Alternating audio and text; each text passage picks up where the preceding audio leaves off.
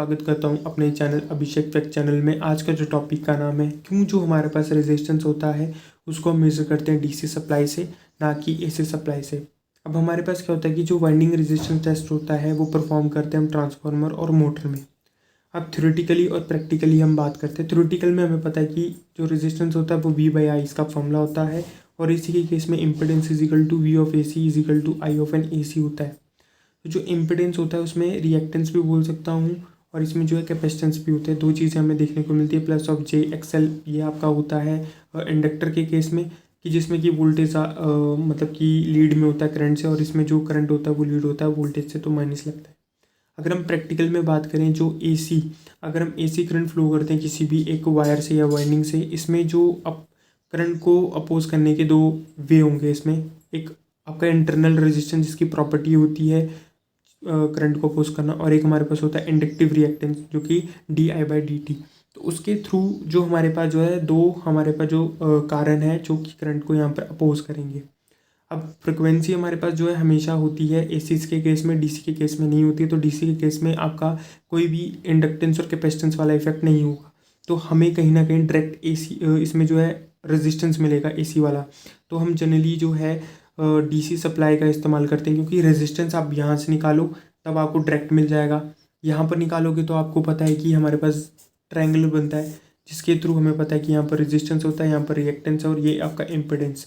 तो आपको डायरेक्ट नहीं मिलता है यहाँ पे, इसमें डायरेक्ट मिलता है, इसमें नहीं मिलता है। तो इसलिए हम जो है डीसी सप्लाई का इस्तेमाल करते हैं रेजिस्टेंस को मेज़र करने के लिए। अब हमारे पास एक इंटरव्यू टाइप जो क्वेश्चन है कि क्या एक और अदर रीज़न होता है कि जब भी एसी सप्लाई होती है तो उसमें कहीं ना कहीं हमें स्किन इफेक्ट देखने को मिलता है। स्किन इफेक्ट जो है वो कहीं ना कहीं फ्रिक्वेंसी के ऊपर डिपेंड होता है, और इसके ऊपर जो है अगली मैं वीडियो लेकर आऊँगा कि इसमें जो स्किन इफेक्ट के थ्रू जो इंटरनल रेजिस्टेंस होता है वो बढ़ जाता है, एरिया कम हो जाता है, करंट कम फ्लो करता है, आपका जो रिएक्टेंस है वो कम हो जाता है। तो ये सारे जो इफेक्ट्स हैं किस किस के ऊपर ये जो स्किन इफेक्ट डिपेंड करता है। स्किन इफेक्ट ख़त्म करने के लिए हमें क्या क्या चीज़ों का इस्तेमाल करना पड़ता है। अब हमारे पास अगला आता है प्रॉक्सिमिटी इफेक्ट, भी अपना इसी के ऊपर डिपेंड करता है। अब हमारे पास जो इंटरव्यू टाइप क्वेश्चन आता है कि जो मशीन और ट्रांसमिशन के दोनों का कंपैरिजन में जो स्किन इफेक्ट होता है वो सबसे ज़्यादा किस में होता है। तो हमारे पास जो मशीन होता है उसमें ज़्यादा स्किन इफेक्ट देने को मिलता है ट्रांसमिशन लाइन से। और अगला एक और टॉपिक हमारा बनेगा कि ट्रांसमिशन लाइंस में हम कॉपर का इस्तेमाल क्यों नहीं करते हैं। पहले अगर हम कॉपर का इस्तेमाल करते थे तो कौन से कॉपर का इस्तेमाल करते थे, हार्ड रॉन कॉपर। अभी हम जो है एल्युमिनियम में क्यों शिफ्ट हो गए हैं, हम ACSR का क्यों इस्तेमाल करते हैं, क्या कोरोना का इसमें इफेक्ट होता है। असलियत में जो कोरोना है वो बंडल कंडक्टर के थ्रू कैसे कम्प्लीटली जो है ख़त्म किया जा सकता है, मतलब कम किया जा सकता है, ख़त्म तो चलो होगा नहीं पर कम किया जा सकता है कैसे, ये ट्रांसमिशन लाइन्स के अगला टॉपिक इसी के ऊपर आएगा, स्किन इफेक्ट के बाद ट्रांसमिशन के ऊपर।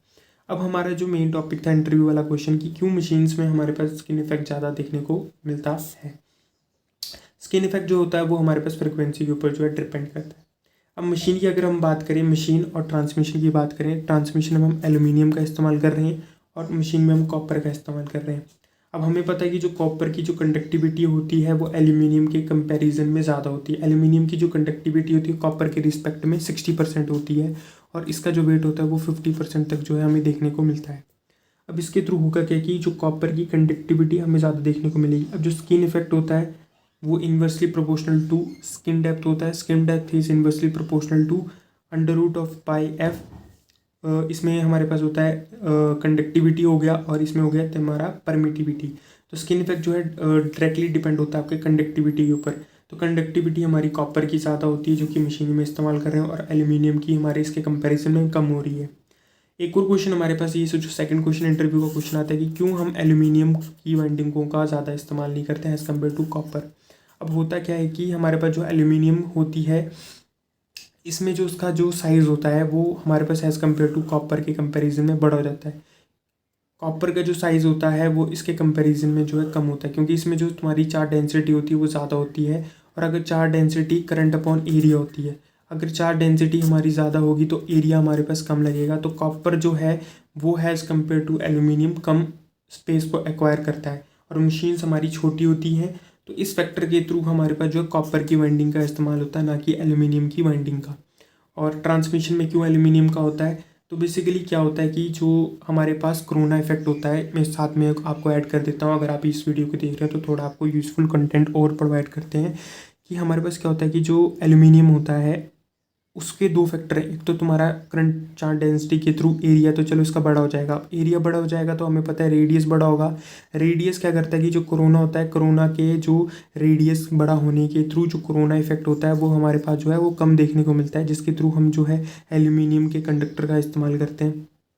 सेकेंड होता है कि जो हमारे पास कंडक्टर ट्रांसमिशन लाइन में जो कंडक्टर की सिलेक्ट करने की जो प्रॉपर्टी होती है कि स्पेसिफिक ग्रेविटी, वो हमारे पास कम होनी चाहिए। तो जो कॉपर की होती है वो 8.27 ग्राम पर करके मतलब कि इसमें मिलती है, और इसमें जो इसकी मिलती है वो 2.71 तक मिल जाती है। तो इसमें होती है ग्राम पर वॉल्यूम। तो इस तरीके से हमारे पास जो एल्यूमिनियम की जो स्पेसिफिक वेट है वो कम देखने को मिलता है, तो हम जनरली इस्तेमाल करते हैं एल्यूमिनियम का। अब होता क्या है कि जब भी हम कॉपर या एल्यूमिनियम में से दोनों को भी कंडक्टर का इस्तेमाल करेंगे तो कॉपर का जो वेट होता है वो इतना ज़्यादा हो जाता है कि उसके लिए नंबर ऑफ़ पोल्स बहुत ज़्यादा हमें जो ले जाते हैं। अब कॉस्टलियर भी है, नंबर ऑफ पोल्स के थ्रू ये और महंगा हो जाएगा। बट एल्यूमिनियम जो है होता है, हमने बताया था कि 50% तक इसका वेट होता है, जिसके थ्रू इसके कंपैरिजन में जो कंडक्टर और जो नंबर ऑफ पोल्स होते हैं वो कम लगते हैं। तो ये हमारी जो वैसे तो टॉपिक हमारा ये था कि क्यों हम डीसी को मेजरमेंट करते हैं, साथ में ये इंटरव्यू वाला क्वेश्चन एक ये बन जाता है कि क्यों स्किन इफेक्ट सबसे ज़्यादा किस में क्या होता है, क्यों हमारे, और सेकंड जो हमारे पास बन जाता है ट्रांसमिशन लाइन के बेसिस में कि एल्यूमिनियम और कॉपर के रिस्पेक्ट में क्वेश्चन पूछा जा सकता है कि अगर आप कॉपर का इस्तेमाल करते हैं तो नंबर ऑफ पोल्स किस में ज़्यादा होते हैं, क्या होता है क्या नहीं। तो अगले दो टॉपिक आएंगे स्किन इफेक्ट और ट्रांसमिशन लाइन्स के ऊपर। अगर आपको ये वीडियो अच्छी लगी हो तो like to subscribe my channel Abhishek fact channel. Thank you.